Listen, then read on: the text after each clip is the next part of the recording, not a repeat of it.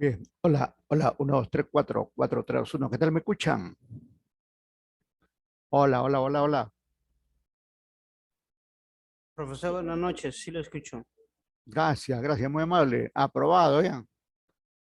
Muy bien, Está bien, está gracias. bien. Gracias, gracias. Qué gusto. Mire, tenemos este tema del presupuesto de capital. Presupuesto capital. Hay que presupuestar el capital correspondiente, pero les voy a indicar cómo vamos a trabajar esto porque en realidad esto tiene varias miradas, varias ópticas. Primero le digo, por ejemplo, que hay un enfoque, por acá le vamos a poner hay un enfoque contable, el enfoque contable. Entonces, el enfoque contable nos lleva a ver que el presupuesto de capital está representado por el patrimonio de la empresa, que en algún momento hemos presentado por ahí unos estados financieros y hemos visto ahí el patrimonio. Ahora vamos a insistir, ¿no? Pero esa parte que representa el patrimonio es lo que se presupuesta desde el punto de vista contable y consiste en identificar el dinero que estarían aportando el propietario de un negocio, los socios de un negocio, los accionistas de un negocio, una empresa, de una industria. Cuando hablo de negocio, estoy hablando de una empresa que puede ser de industria, por lo general, en otro caso comercio o servicio, ¿no? Entonces, ese es enfoque, es el enfoque contable. Ahora, tenemos el enfoque financiero. El enfoque financiero uno, porque también aquí aparece de dos formas, ¿no?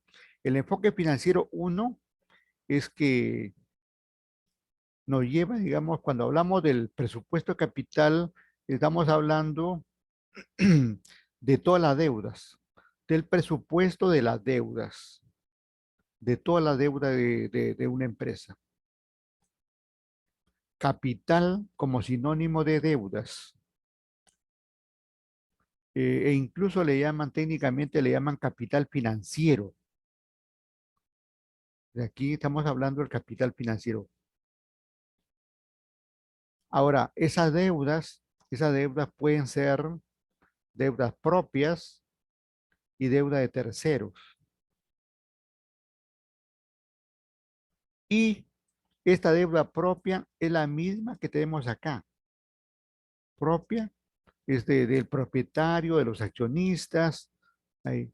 Simplemente que aquí le agregan esta otra parte, que es la deuda con terceros, que en realidad es más amplia, ¿no? Más amplia, con los bancos, con los proveedores, etcétera. Pero ahí no queda el asunto. Ahí el presupuesto capital también tiene otra óptica, pero es bueno conocerlo, ¿no? Es bueno conocerlo así, digamos, con cuáles son las miradas que le dan los especialistas, los autores a un tema como el presupuesto capital, porque el término capital no es tan sencillo de entender, ¿no? Porque capital es, por ejemplo, las ideas que yo tengo, las ideas que ustedes tienen, ¿no? Su pensamiento, sus ideas, su conocimiento, todo ese saber que tienen, en realidad es su capital, ¿no? Es el capital que tienen ustedes, o tengo yo, o tiene cualquier persona. Pero también capitales, si, si tienes tu bicicleta, es tu capital. Si tienes o tiene la familia un automóvil, es igualmente su capital. Si tiene su casa, es un capital. Si tiene más terreno, es un capital. Si tiene su chacra, su fondo, su hacienda, su capital, ¿no? Y en el caso de las empresas, si la empresa tiene terrenos, edificaciones, tiene vehículos, tiene maquinaria, tiene equipos, igualmente va a ser su capital. Entonces, hay varios enfoques de esto. Y justamente este último tiene que ver con los bienes que hago referencia, ¿no? El enfoque financiero 2. El enfoque financiero 2. Cuando hablamos de presupuesto de capital, estamos hablando del presupuesto de bienes de capital. y que abarca pues una serie de conceptos acá, que lo vamos a ir viendo, una serie de conceptos. Entonces tenemos ahí las tres ópticas que tenemos del presupuesto de capital. Pero estas tres formas están interrelacionadas, ¿no? Porque miren, eh, estas deudas, todas estas deudas que están en F1, sirven de base para los bienes de capital. Este patrimonio sirve de base para los bienes de capital. No es que estemos hablando de cosas separadas, sino simplemente estamos hablando de lo mismo, pero de diferentes ópticas, ¿no? Repito, entonces, vamos a ver esto del presupuesto capital desde la óptica contable. Vamos a arrancar por ahí viendo el patrimonio. Viendo el patrimonio. Después arrancamos con el presupuesto de deudas, que vamos a estar aquí en esta parte. Y finalmente rematamos con este presupuesto de bienes de capital. O sea, ahí no vamos. Vamos. Entonces, arrancamos, muchachos. Ajá. Bueno, aquí tenemos justamente aquí diferentes puntos que lo podemos ver ahí, ya sería ocioso de estar leyendo, y está el patrimonio, más abajo está el presupuesto de capital, ¿no? Y, y todo lo que corresponde al tratamiento de estos puntos que ya lo acabo de anunciar, ¿no? Ahora, los objetivos o competencias que vamos a ir logrando son pues comprender, ¿no? Comprender todos estos aspectos de lo que acabo de indicar, ¿no? Esto del patrimonio, esto del presupuesto de capital, ¿no? Por acá, esto de la deuda, ¿no? Y en buena cuenta, digamos, todo lo que corresponde a este tema que nos toca hoy del presupuesto capital. Y especialmente a formularlo, ¿no? A formularlo, a ponerle números, ¿no? A ponerle números a cada uno de estos conceptos, ¿no? Bien, lo vamos.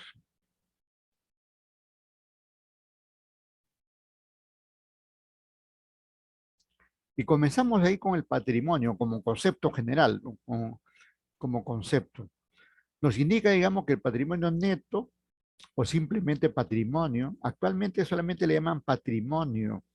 Antes había esa concepción de llamarle patrimonio neto. Y en realidad, miren, yo le comento lo siguiente.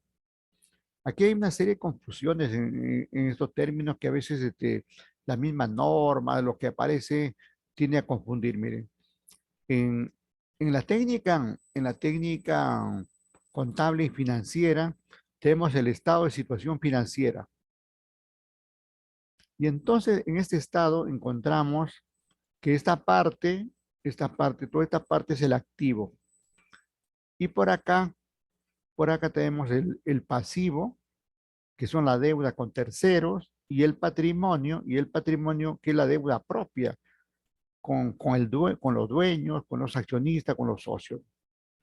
Dicho de otra forma, entonces por acá tenemos los activos son inversiones. Y por acá tenemos todo lo que es deuda. Todas estas son deudas.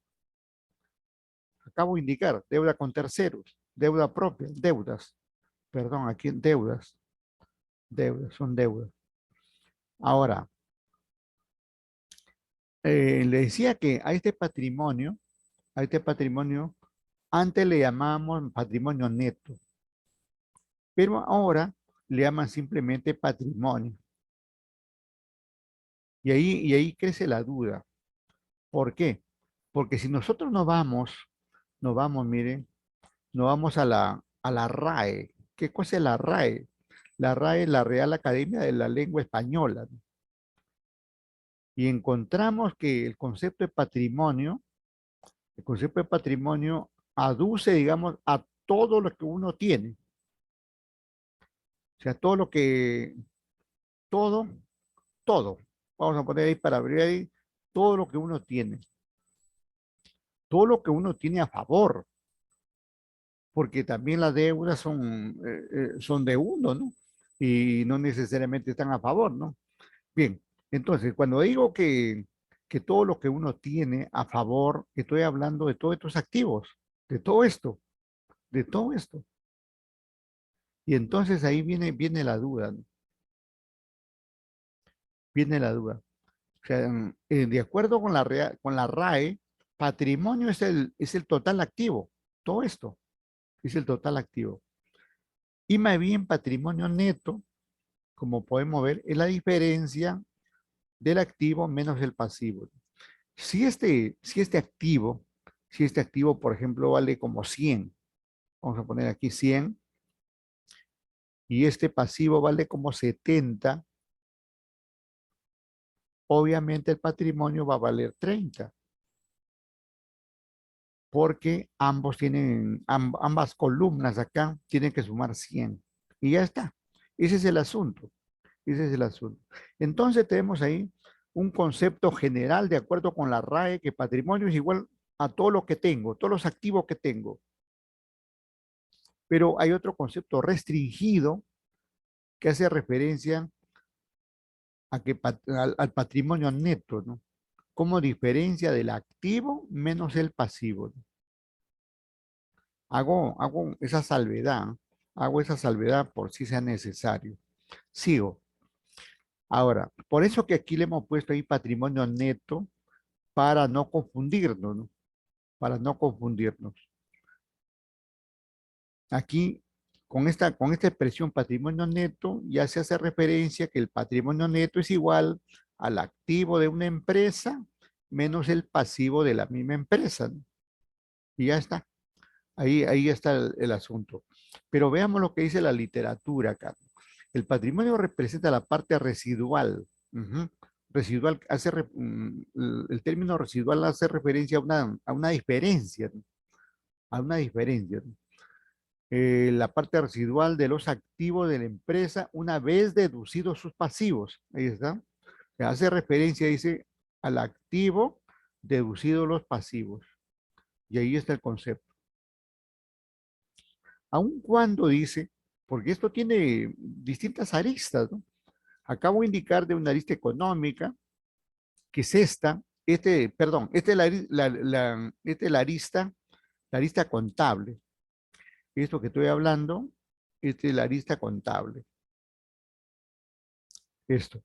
Pero vemos acá que nos habla, digamos, de otra arista o otro punto de vista, como es el económico, por ejemplo.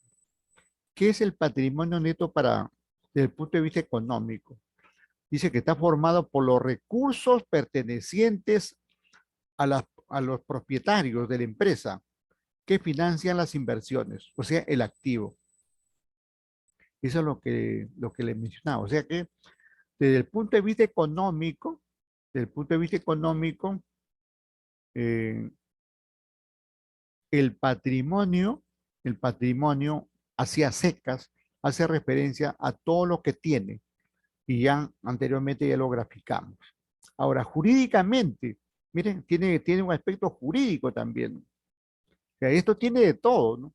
Tiene su punto de vista contable, su punto de vista financiero, su punto de vista económico, su punto de vista jurídico, ¿no? Y esto que acá no hemos considerado porque también hay un punto de vista tributario, ¿no? Entonces hay que verlo por todo lado. Jurídicamente, dice, el patrimonio neto representa la garantía de la empresa frente a los acreedores para la recuperación de sus créditos. Mire, hace ratito ya hicimos este gráfico, que es el estado de situación financiera. Si yo digo, por ejemplo, que este es el patrimonio, acá tengo el patrimonio, ¿no? Y acá tengo el pasivo, como hemos dicho, ¿no? Este patrimonio neto, así por la gráfica, por el tamaño de la gráfica, podríamos decir que este es un 80%, ¿no? Y este sería pues algo de 20%, para que ambos sumen el 100%. Entonces, cuando una empresa tiene un patrimonio neto tan alto como 80%, es una tremenda garantía para cualquier acreedor. Te vas a un banco y te da dinero.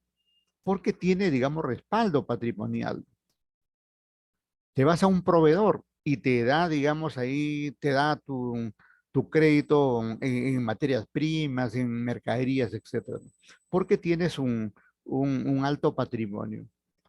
Incluso un patrimonio así formado de esta manera significa, eh, anoten esto, solvencia. Cuando dicen, esa empresa es solvente, es esta que estoy graficando acá. Suponiendo que esta es la empresa UNOSAC, ¿ya? UNOSAC en este momento es muy solvente, solvente, fuerte patrimonio neto frente a solamente un 20%, digamos, de deudas. Pero ¿qué puede pasar? Por acá tengo a 2SAC, otra empresa, 2SAC. Bueno, puede ser cualquier nombre, ¿no? Pero tiene esta estructura, ¿no? Esta estructura, donde el patrimonio está por abajo, aquí. El patrimonio es al revés, es 20. Y aquí arriba, este es el pasivo, estaríamos, digamos, en 80, 70, 80 por ahí. En buena cuenta es más alto, el pasivo es más alto que el patrimonio neto. Una empresa de este tipo, como DOSAC, va a un banco y le van a decir, un momentito, tu patrimonio no me responde, no me responde. Si quieres un crédito, dame otras, dame garantías para darte crédito. O demuéstrame que vas a tener flujos de dinero en efectivo, futuros, y te damos el préstamo. En cambio, este primero no le dice nada porque tiene un fuerte patrimonio, ese es su respaldo, ese es su respaldo. En cambio, a este no le van a dar así nomás, este segundo caso. También puede darse, digamos, este caso donde es, es, es japadajá, como dicen, ¿no? El pasivo es 50 y el patrimonio neto también es 50, ¿no? Ahí no significa, digamos, que está mal, está en equilibrio. Las deudas propias, patrimonio neto, es igual a la deuda con terceros del pasivo, ¿no? El- la parte negativa del punto de vista patrimonial sería esto, este de acá. No debería haber una empresa así, no debería, digo, pero fíjese en la práctica sucede que hay muchas empresas así, ¿no? Porque en nuestros medios y a nivel mundial especialmente, a nivel mundial, ya no exigen, digamos, que las empresas tengan un alto patrimonio, sino más bien que demuestren los flujos de caja que van a tener. Porque modernamente dice, tú tienes acá 80%, un alto patrimonio, pero ¿cómo serán tus flujos de caja? De repente no vas a tener flujos de caja futuros, o van a ser negativos, o van a ser muy bajos, y entonces eso no me asegura, digamos, la devolución del dinero que te voy a dar. En cambio, este otro que está ahí con patrimonio pequeño me ha demostrado que sí va a tener flujos de caja futuros y positivos y altos. O sea, hay de todo en el campo de los costos, de las finanzas, de los negocios, ¿no? Bien, entonces todo este panorama se podría dar en el caso del patrimonio, ¿no? Un concepto de la óptica contable, un concepto de la óptica económica, un concepto de la óptica jurídica, ¿no? Pero la óptica jurídica eh, también puede ampliarse a la óptica tributaria, ¿no? Tributaria. La administración tributaria le pone mucho énfasis al patrimonio neto, ¿no? Porque aquí está el aporte de los accionistas, ¿no? Aquí está el capital que aportan los accionistas, ¿no? Aquí van a aparecer también las reservas que va a formar una empresa, que es un concepto legal, especialmente las reservas legales, porque también hay otro tipo de reserva. Ahí está la reserva legal.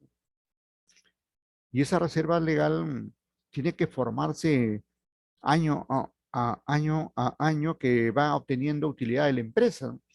Y algo más importante, está la utilidad aquí. Aquí va a estar la utilidad o pérdida, ¿no? Si tuviera una empresa, pero especialmente énfasis a la utilidad, porque de aquí, de esta utilidad, tiene que aplicarse el impuesto a la renta, justamente, desde el punto de vista tributario, aparece el impuesto a la renta. El impuesto a la renta, el impuesto a la renta no se va a aplicar aquí al activo, ¿no? No se aplica ahí, no se aplica al pasivo, tampoco por acá. Se aplica, digamos, aquí, a ese cachito que va a aparecer por acá.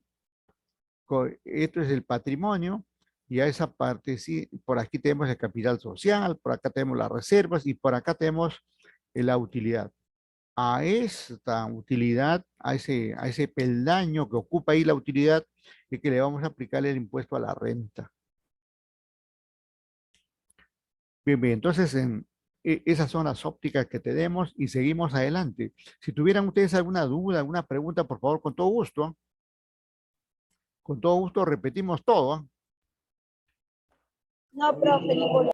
Profesor, yo tengo una Sí. pregunta. A ver, adelante, adelante, claro. Eh, ¿Qué es impuesto a la renta y por qué se dice que hay de Mm, segunda, tercera o cuarta categoría? buena, buena. Esa pregunta está interesante. Está interesante. Primero, como tú dices, en realidad hay hasta 6 categorías de renta. 6. Algunos dicen 5, pero yo digo 6. 6 categorías de renta. 6 categorías de renta. Ahí está. 6 categorías de renta. Y lo vamos a poner aquí, ¿cuáles son? Como tú ya estabas adelantando, tenemos la renta de primera, la renta de segunda, la renta de segunda, la renta de tercera, la renta de cuarta. Es posible que ustedes ya estén recibiendo alguna de estas rentas y ni se han dado cuenta. Por acá tenemos la renta de quinta, ¿no? La renta de quinta también. Y por acá tenemos la renta de fuente extranjera, que es la sexta categoría, renta de fuente extranjera. Hoy por hoy que es facilito invertir en el extranjero, uno puede tener sus utilidades y entonces ahí le aplican el impuesto a la renta de fuente extranjera. Ahora, aclaramos aquí rápidamente esto, ¿no? Esto de primera, segunda, ¿no? ¿Qué cosa es? ¿A qué se aplican? Primero veamos por lo que más nos compete a nosotros como personas naturales. Por ejemplo, ustedes posiblemente como yo estén trabajando, ¿no? Sean trabajadores dependientes. Aquí, trabajador dependiente. Aquí, aquí. Esta renta de quinta categoría es aplicada a todo trabajador dependiente. A todo trabajador dependiente. Lo que pasa es que hay un límite no imponible. Por ejemplo, hay un importe muy cercano a 2.700. Si una persona en promedio, por ejemplo, mensualmente recibe menos de 2.700, por lo tanto no es aplicable el impuesto a la renta de quinta categoría. Pero todo trabajador dependiente que gane mayor a ese importe que digo de 2.700, todos los meses le van a descontar el impuesto a la renta de quinta categoría. Y eso le cuentan en la planilla correspondiente. Aquí hay muchos docentes en la universidad hay muchos docentes que, especialmente los docentes que están llamados de tiempo completo, que ganan mucho más de esa cantidad de 2.700 y por lo tanto les hacen el descuento de renta de quinta categoría. Y también cualquier empresa industrial, comercial, de servicios, hay mucha gente que gana 4.000, 5.000, 6.000, 7.000, 10.000, 20.000 soles, ¿no? Y entonces desde ya le van a aplicar el descuento del impuesto a la renta de quinta categoría, ¿no? Esto de cuarta categoría cuando uno emite recibos por honorarios, ¿no? Que no necesariamente es a los profesionales, ¿no? Aquí hay dos rubros, ¿no? un rubro, digamos, por ejemplo, eh, aquí profesionales, los profesionales que emiten, los profesionales independientes, ¿no? Y acá cualquier otro trabajador así independiente, por ejemplo, o se me ocurre un gasfitero, un albañil, un, un- uno que repara, hace reparaciones en general, también puede estar como en su condición de independiente, puede estar, digamos, recibiendo importes de, por sus honorarios que recibe, ¿no? Y entonces aquí, ¿cómo funciona? Si, si tiene ingresos, vamos a ponerle aquí, si los ingresos son mayores de 1.500, les cuentan, inmediatamente les cuentan el 8%, el 8% por impuesto a la renta de cuarta categoría. Si es menor, si es menor de esos 1.500 que menciono, no le viene el descuento, no le viene el descuento mensual, pero tendríamos que en su declaración de fin de año, a ver si superó, si superó, si superó las 7 UIT, que actualmente la UIT es algo de 4.500 y tanto, ¿no? Eso hace, digamos, 7 por 4, 28, algo 32.000, digamos.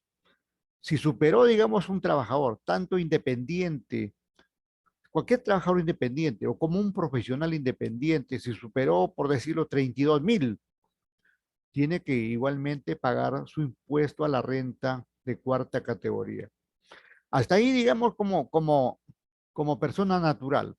También por acá, ¿qué pasa si hablamos de la misma persona natural que tiene, por ejemplo, una casa y lo alquila? Tiene alquileres, tiene alquileres, entonces tiene que pagar el impuesto a la renta de primera categoría.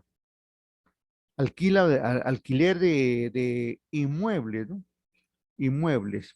Este término inmuebles hace referencia a terrenos, edificaciones, departamentos, casas, etcétera, ¿no? Tendría que pagar el impuesto a la renta de primera categoría. También este impuesto de primera categoría hace referencia a los alquileres de muebles. Hoy por hoy muy aplicado esto de alquiler de muebles. El término mueble no se refiere, digamos, al mueble de la sala de nuestra casa, ¿no? El término mueble es una maquinaria, un vehículo, ¿no? Un grupo de computadoras, una excavadora, retroexcavadora, cualquier máquina, ¿no? Cualquier máquina que hubiere, ¿no? O si tengo un vehículo y lo alquilo a otro, en la medida que cobre alquiler por esos bienes llamados muebles, entonces tengo que pagar el impuesto a la renta de primera categoría. Pero repito, esto hablamos de personas naturales, o sea, como nosotros, hombres, mujeres como nosotros. Acá también cuarta persona natural. Y esto de quinta, trabajador independiente, nada más ni nada menos que persona natural, hombre, mujer. Ya está. Ahora nos vamos a la segunda. Esta segunda categoría también es aplicable a personas naturales. Pero, por ejemplo, si hay una persona natural que presta dinero, o sea, aquí cobra intereses, presta dinero y cobra intereses. Por esos intereses que está cobrando, tiene que pagar el impuesto a la renta de segunda categoría.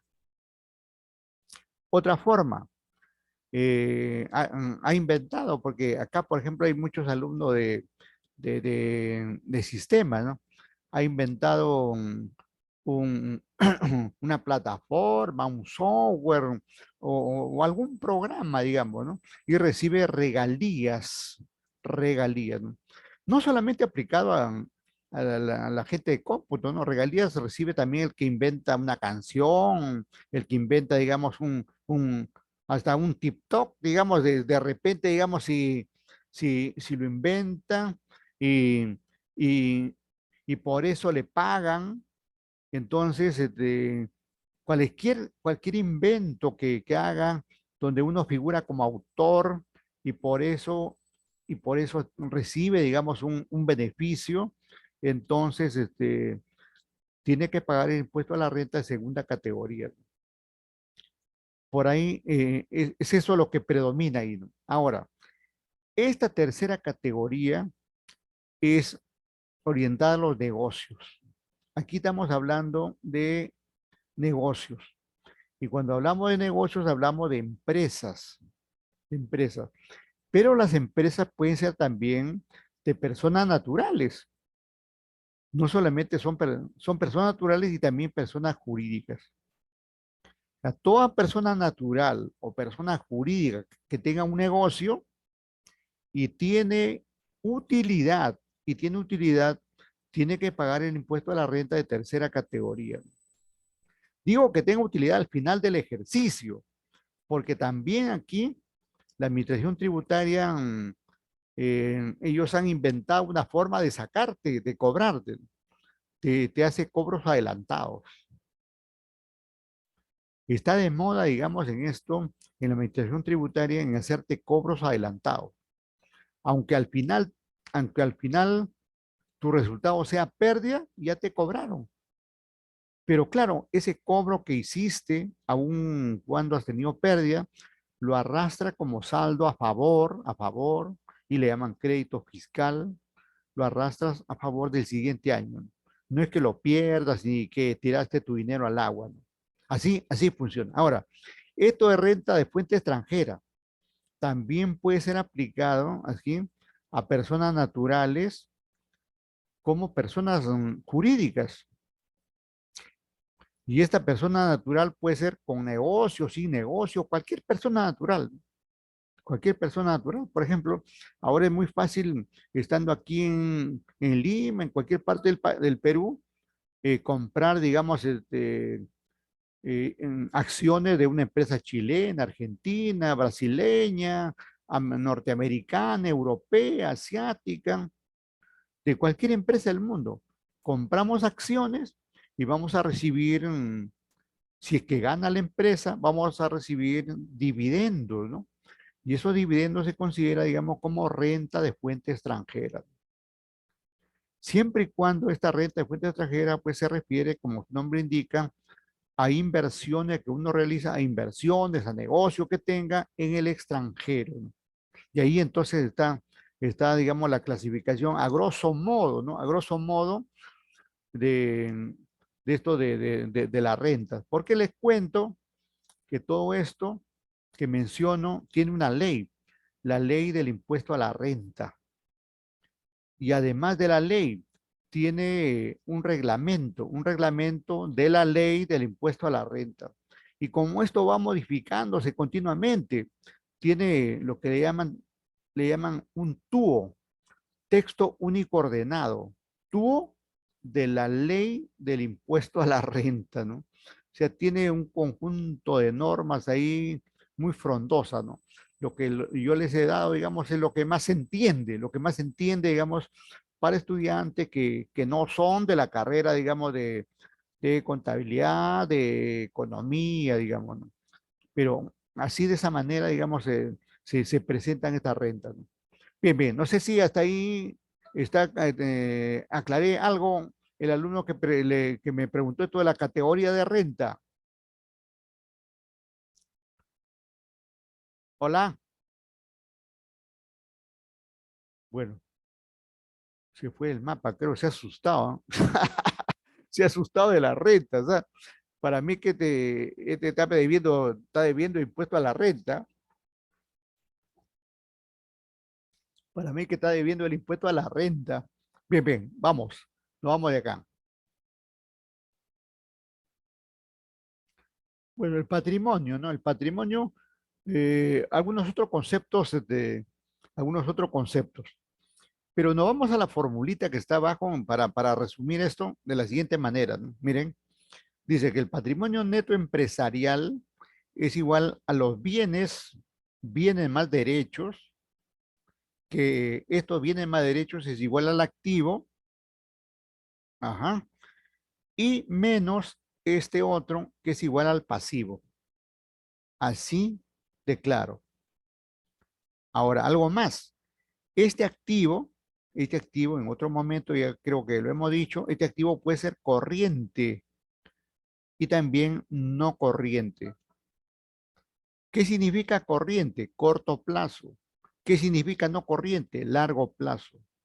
Igualmente este pasivo puede ser de corto, perdón, corriente o de corto plazo y no corriente de largo plazo. Si lo llevo esto que acabo de indicar a una gráfica, sería así. Aquí arriba lo voy a poner así. Esto se presenta así de esta manera. Ya dije que por acá, esto de la izquierda, eran las inversiones o activos. Inversiones o activos. Y todo esto de la derecha, ya le dije también que eran las deudas. Eso no se olvide, ¿eh? Porque estos estados financieros lo vamos a ver siempre, porque toda empresa tiene su contabilidad y tiene sus estados financieros. Toda empresa no podrá tener un técnico informático, toda empresa no podrá tener un ingeniero industrial, pero de que tiene su contador, de todas maneras, ¿eh? De todas maneras. Y lo tiene en algunos casos de forma interna, como trabajador de planta, o lo tiene en forma externa. ¿Por qué? Porque necesita la información de los estados financieros para cumplir con sus obligaciones. Entonces, acá en la gráfica sería así. Este es el activo corriente, este es el activo no corriente, así.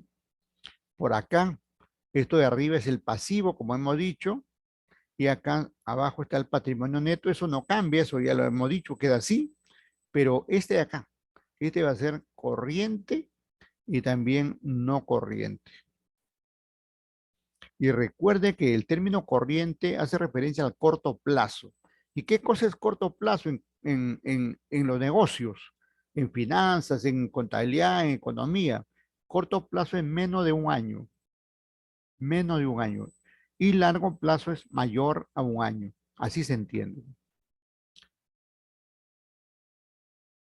El asunto es que para, para efecto del presupuesto hay que ponerle números a estos bienes. Hay que ponerle números a estos derechos, hay que ponerle números a estas obligaciones, ¿no? Y hay que ponerle números a este patrimonio, a todo. A todo esto le vamos a poner números. Y esos números, nada más ni nada menos, van a estar expresados en soles. Para nuestro país, Perú, en soles. Todo eso tiene que estar expresado en soles. Estamos en la parte teórica, por eso que todavía no aparecen los números, ¿no? Pero ya, ahorita aparece, ya mismo, se sienten paso, ya aparecen los números. Entonces, mientras tanto, seguimos por acá. Aquí seguimos con algunos conceptos. El mismo concepto anterior, pero ahí desde otra óptica, ¿no? En la parte teórica, igualmente dice bienes, derechos y obligaciones. Y acá el patrimonio, su valor neto, acá el patrimonio neto y aquí está lo mismo que acabamos de ver, ¿no? Esto como sinónimo de lo que tenemos a favor, activo, y esto como sinónimo de lo que tenemos en contra, pasivo. Ya está. Esa es una reiteración al cuadrito anterior. Ahora, no vamos a ver en detalle los componentes del patrimonio, ¿no? Del patrimonio o patrimonio neto, ¿no? Bueno, esta es otra forma de graficar que de alguna forma yo lo he venido ahí garabateando, como se dice. Ahí está, visto de una manera más, más ordenadita, con sus colores, para poner la diferencia, ¿no? donde nos dice que acá el activo, ahí está con sus bienes y derechos, como ya he dicho, de corto, de corriente arriba y no corriente aquí abajito. Así se presenta acá en Perú. Le digo porque, miren, en Europa presentan al revés. El no corriente va arriba y el corriente va abajo, ¿no? Por eso hay que conocer, ¿no? Hay que conocer. El pasivo, por acá va a estar el corriente y más abajito va a estar el no corriente. Y ya está formado, ¿no? Y en forma general ese pasivo dice que hace referencia a la deuda y obligaciones con terceros. Esto lo hemos estado diciendo y aquí se está reiterando simplemente. Y además acá nos dice el patrimonio, ¿no? Y también ya dijimos algo de esto, ¿no? Que dentro del patrimonio neto estaba el capital, que es el dinero que aportan que aporta el propietario o los socios o los accionistas, ¿no? Y también mencioné que cada año hay que formar las reservas, especialmente la reserva legal, ¿no? Que como su nombre indica, es de ley, ¿no? Es de ley, ¿no? Y luego aparece, mencioné yo, como sinónimo de utilidad, el resultado, como sinónimo de utilidad. Yo dije utilidad en sentido positivo, pues, ¿no? Porque este resultado también podría ser cero o también podría ser negativo, pérdida, ¿no? Podría haber pérdida si fuera el caso, ¿no? Bien, entonces mire lo que tenemos en la parte inferior. Primero tenemos esta ecuación que es la ecuación madre. Esta es la mami, ¿no? Esta es la mami de las ecuaciones. Y justamente hablando de mami, a esta ecuación se le llama la ecuación fundamental de contabilidad. Esta es la ecuación fundamental de contabilidad. De ahí nace todo, de ahí nace toda la contabilidad. Que el activo es igual al pasivo más el patrimonio. ¿Eso qué quiere decir en números?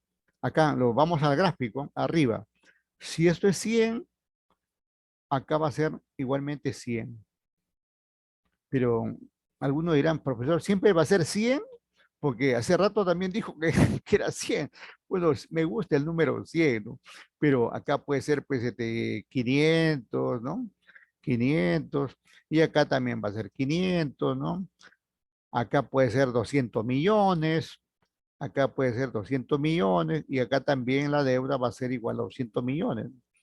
Eso es lo que quiero dar a entender, ¿no? No es que siempre va a ser 100, ¿no? El asunto es que en términos de porcentaje, ¿no? En términos de porcentaje, eso sí, el activo siempre va a ser 100%, todo el activo, ¿no? La suma del activo total va a ser 100% y la suma de estos dos, pasivo y patrimonio, igualmente va a ser 100%, ¿no? Así de claro, ya está. Entonces, después de ver la ecuación fundamental de contabilidad, simplemente se ha despejado, ¿no? Se ha despejado el patrimonio neto y encontramos que es igual, digamos, al activo menos el pasivo. Y ya está.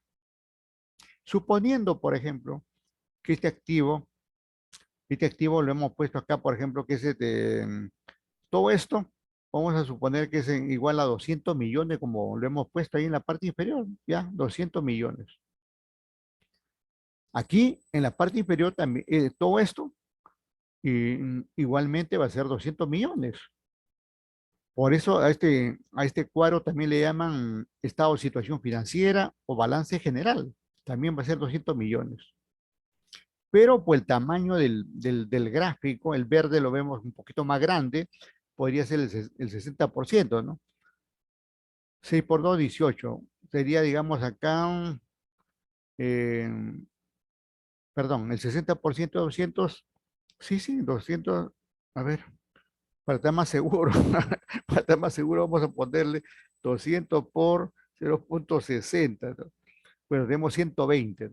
Acá tendríamos 120. Esto sería 120. 120 millones de patrimonio. Y la diferencia, que es el 40%, sería acá 80 millones. de acuerdo con esos datos que estamos poniendo ahí. Y entonces, si esto lo reemplazamos en la parte inferior, acá tendremos los 200 millones, ¿no? Eso está claro. Acá están los 200 millones. Y este es igual aquí al activo, que sí, perdón, aquí no es 200 millones acá. El patrimonio neto es 120 aquí, 120. Ahí me está equivocando, perdón. Ahí 120. Y ese 120 aparece, digamos, de la resta de 200 millones, que es el activo, menos 80 millones, que es el pasivo. Así está. Bueno, entonces, ahí nos sirve, digamos, para, para analizar así literalmente como numéricamente, ¿no? Pero algo más, ¿no? Algo más con esto, ¿no? Mire, ¿qué pasa, digamos, cuando tenemos un patrimonio así más alto que el pasivo? Como en este caso, hemos dicho 120. Eso nos da a conocer, digamos, que tenemos solvencia, como hemos dicho hace rato. Teníamos solvencia, ¿no? Y eso, digamos, le gustan a los bancos, a los acreedores, ¿no? Eres más solvente, por lo tanto te puedo dar crédito, porque tienes el respaldo. Tus accionistas han aportado ahí un patrimonio más alto que la deuda que tiene con terceros. O sea, no te haría mayores problemas por darte un crédito. Es una ventaja, ¿no? Pero es una ventaja para los bancos que te van a dar crédito, pero para la empresa no. ¿Por qué? Porque el hecho, digamos, de tener un pasivo acá de solo 80 y tener un patrimonio de 120 significa, digamos, ¿quién está soportando, digamos, mayores obligaciones? Estos son los terceros. Estos son los terceros. Y los terceros son los bancos, son los proveedores, etcétera, ¿no? Bancos y proveedores, entre otros. Y acá, ¿saben quién está soportando estos 120 millones? Los dueños, el dueño, ¿no? El dueño de un negocio unipersonal, los socios de una sociedad anónima cerrada, de los accionistas de una sociedad, perdón, aquí los socios de una SRL, los socios de una SRL. Y acá los accionistas de todo tipo de sociedad anónima.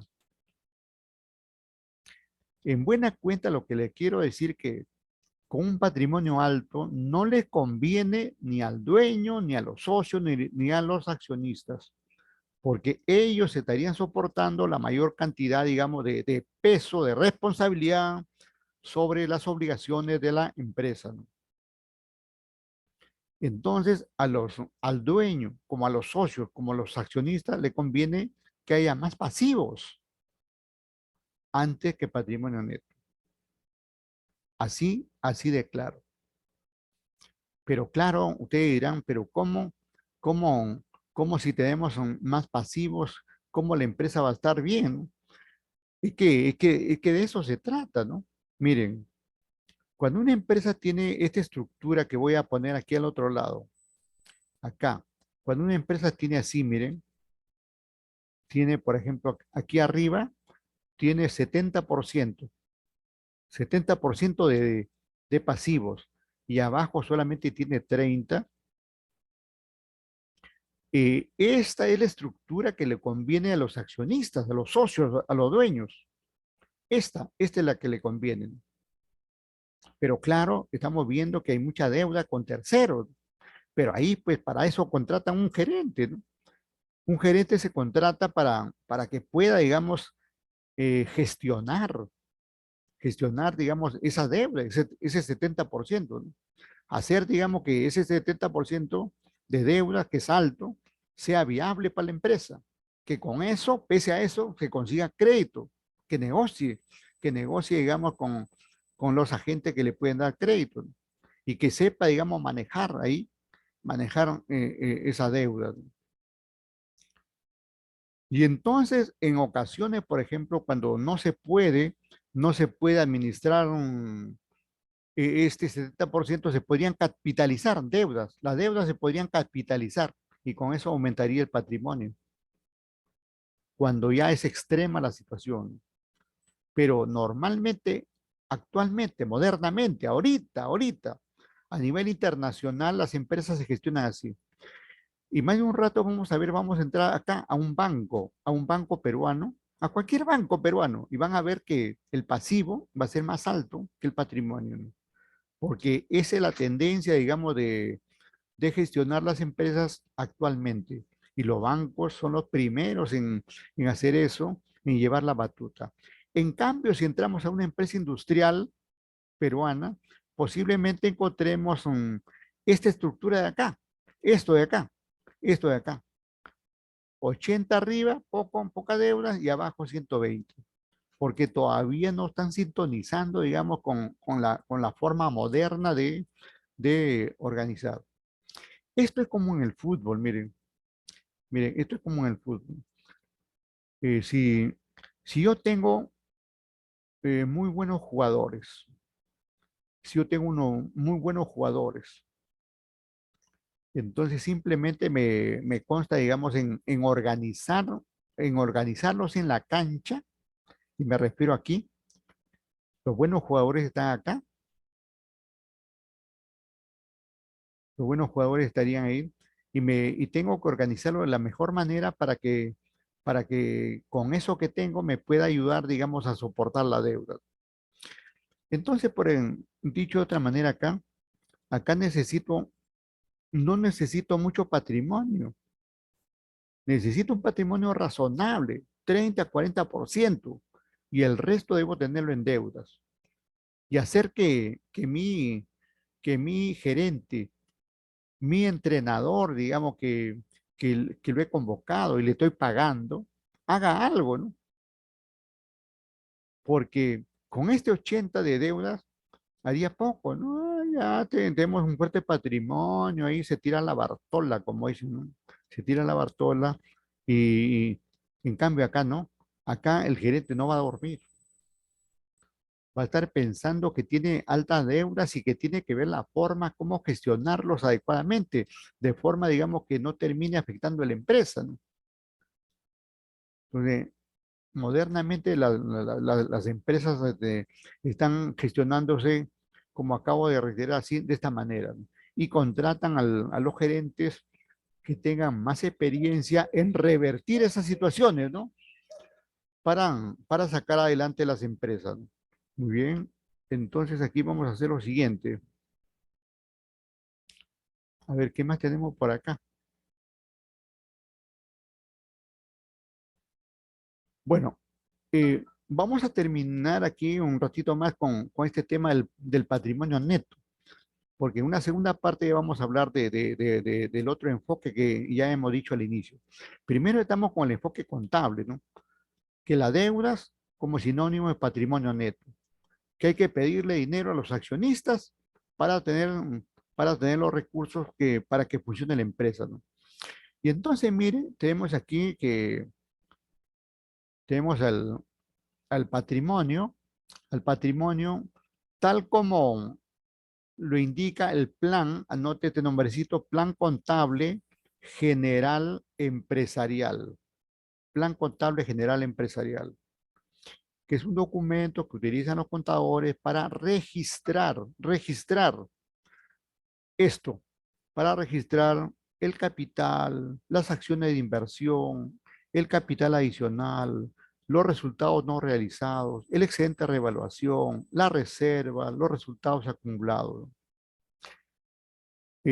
No todas las empresas tienen esta composición, pero eso sí, de todas maneras, todas las empresas van a tener su capital y todas van a tener reservas, porque es de ley, y todas van a llegar a un resultado.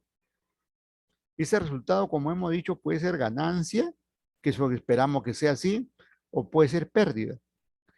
Esos tres conceptos son los que van a primar en todas las empresas. El resto ya por lo general lo encontramos en las grandes empresas, ¿no? Son conceptos que no predominan en las micro, ni pequeñas, ni siquiera en las medianas. pero en la grande sí. Acciones de inversión. Estas acciones de inversión hacen referencia a las acciones que son de los trabajadores. O sea, hay trabajadores que como su nombre indica, son trabajadores y además son accionistas, tienen acciones de inversión. Estas acciones de inversión vienen del gobierno militar de Juan Velasco Alvarado, allá por la década del 60, 70, donde por ley los trabajadores eran accionistas de las empresas, ¿no? Pero después ya como entraron otro gobierno de corte capitalista, sacaron a los trabajadores como accionistas y más bien prefiere tener accionistas que no sean trabajadores. Y entonces son pocas empresas las que tienen acciones de inversión. Este capital adicional hace referencia a donaciones que pueda recibir una determinada empresa, ¿no? Estos resultados no realizados, como su nombre indica, son resultados que se presupuestan para concretarlo, pero por diferentes circunstancias no se dan como seguramente ha pasado en el 2020, 21 por los efectos pandémicos, posiblemente algunas empresas hayan presupuestado tener determinados resultados y luego no se han dado, ¿no? Este excedente de revelación resulta bien importante en el sentido siguiente, porque este excedente de revelación hace referencia al mayor valor que se le da a los activos. Por ejemplo, yo tengo mi computadora aquí. eh, si mañana, digamos, le compro un nuevo disco duro, un disco duro de mayor capacidad, igualmente una memoria de mayor velocidad, ya estoy, digamos, revaluando mi máquina, ¿no? De lo que podría estar costando en 2.000 soles, y ya ahora me cuesta, digamos, 3.000. Y así se puede hacer en las empresas con la maquinaria, los vehículos, las edificaciones, etcétera, etcétera. Y a eso le llaman técnicamente, a ese mayor valor por las reparaciones, por las reconstrucciones que se hacen, le llaman excedente de revaluación. Y entonces tenemos todos esos componentes ahí dentro del patrimonio neto de una empresa. Ahora, seguramente ya estamos por acá con los números. Vamos a ver. Bueno, aquí lo mismo que hemos visto anteriormente, ya con mayor detalle, eso lo ven por ahí ustedes. Aquí seguimos con la grafiquita aquí, pero ya poniéndole nombre ahí, balance de situación o estado de situación financiera, ¿no? O balance general también le llaman. Y entonces, esta es la estructura general en un estado financiero, ¿no? Este es el estado de cambios en el patrimonio neto. Estado de cambios en el patrimonio neto, donde donde se presenta esos componentes que acabo de mencionar. Aquí está el capital, acá están las reservas, los excedentes, por acá están los excedentes del ejercicio, las aportaciones, ajustes y el total. Y acá lo tenemos, por ejemplo, miren, al inicio del año, al inicio de un año, ¿no? Luego, perdón, al final del año de un año y luego al inicio del siguiente año, ¿no? Y luego, digamos, al saldo final del siguiente año y también así saldo. Por ejemplo, vamos a ponerle, digamos, aquí, saldo final podría ser acá el del 2020, ahorita estamos en el 2022, saldo final del 2022. Esto sería del 2022. Este saldo ajustado al inicio igual del 2022, al inicio del 2022. Y esto que tenemos acá sería al final del 2021. Y esto que tenemos arriba sería aquí saldo ajustado al inicio del 2021, ¿no? Así, ya está. Y esto corresponde saldo final del 2020. Yendo hacia atrás sería del 2020. En, en pocas palabras, lo que quiero decir que este estado financiero se presenta de forma comparativa, ¿no? Este año 2022 con este año 2021, y también con el resultado del 2020. Se compara, ¿no? Se compara. Por acá podría tener un total de 100, otra vez con el 100, por acá de repente tengo 80 y por acá tengo, por decir, 60, acá, 60, y entonces me doy cuenta, digamos, que el patrimonio del 2020 al 2021 aumentó en 20 y del 2021 al 2022 aumentó en 20 más.